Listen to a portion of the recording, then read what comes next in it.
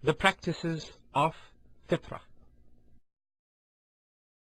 Allah predisposed mankind to perform particular acts of cleanliness or a good natural disposition which the scholars view as being necessary in order to maintain the good appearance which Allah created mankind upon. Aisha, may Allah be pleased with her, summarized these acts for us when she reported that the Prophet, peace and blessings be upon him, said, 10 things are part of Fitra, a good natural disposition. They are trimming the moustache, letting the beard grow, using the siwak, rinsing the nose clean with water, clipping the finger and toenails, washing the knuckles, plucking the armpit hair, removing the pubic hair, cleaning the private parts with water after using the toilet, and rinsing out the mouth with water.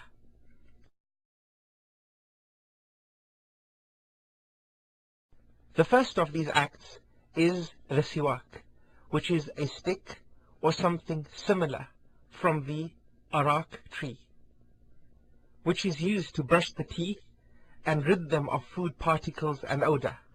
It strengthens the teeth and gums, makes the voice clearer, and revitalizes the body. It also has other benefits. The practice of the Prophet, peace be upon him, was to use the siwak at any time. This is due to his saying, the siwak is purification for the mouth and pleasing to the Lord, Allah the Most High. Its use is especially recommended at the following times. During ablution, as the Prophet, peace be upon him, said, were it not that I might overburden my followers, I would have ordered them to use the siwak every time they make wudu.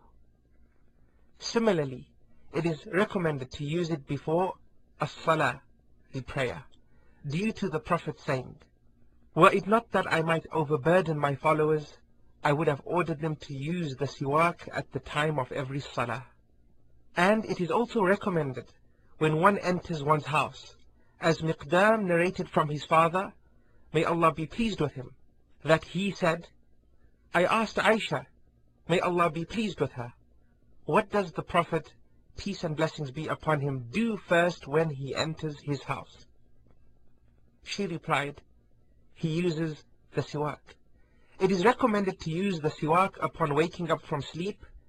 It has been reported that Hudayfa, may Allah be pleased with him, said, when the Prophet wakes up in the night, he cleans his mouth with the siwak.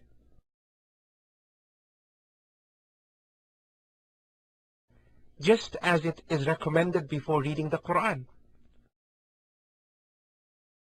Ali, may Allah be pleased with him, narrated, when he ordered people to use the siwak, that the Prophet, peace and blessings be upon him, said, indeed, when a servant of Allah uses the siwak, then stands for prayer, an angel stands behind him to listen to his recitation. He, the angel, moves closer to him until he places his, the angel's, mouth on his, the reciter's, mouth. And there is nothing that comes out of his mouth of what he recites except that it is in the stomach of the angel. So clean your mouth before reading the Quran.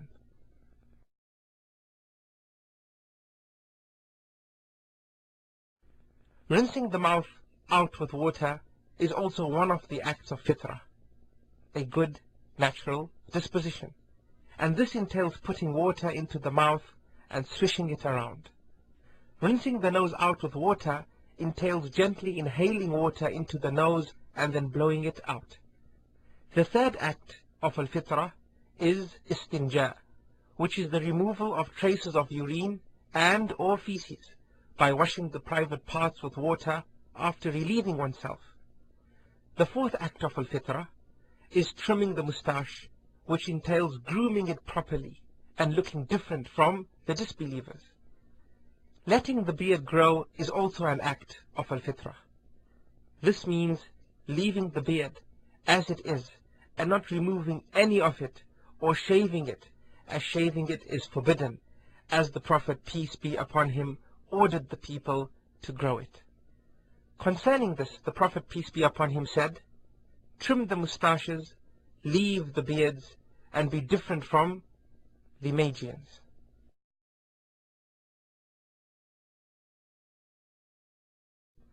As for the sixth act of Al-Fitra, it is the removal of the pubic hair, which means shaving or cutting the pubic hair surrounding the private parts.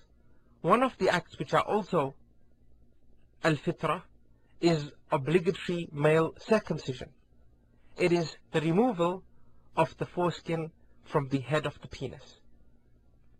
What is similar to this is female trimming, which is the reduction of the extra skin above the clitoris. It is a recommended act which limits any excessive desire of the woman.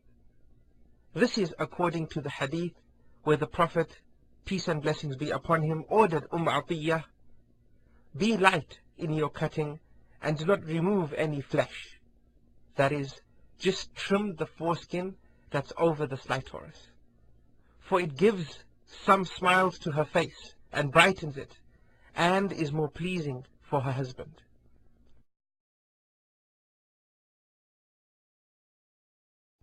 The eighth act of Al-Fitra is clipping the finger and toenails, and next plucking or shaving the hair under the arm.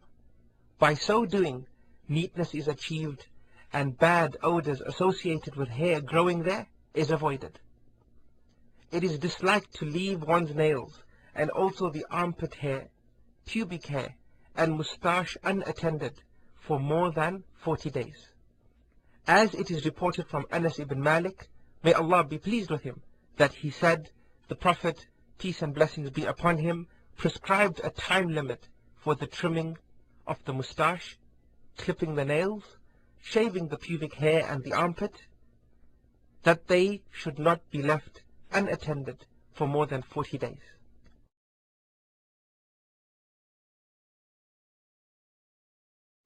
The 10th act of Al-Fitra, a good disposition, is washing the knuckles, which are the joints of the fingers as seen from the back of the hand, and also washing off the dirt that collects around the ears and neck and some other parts of the body.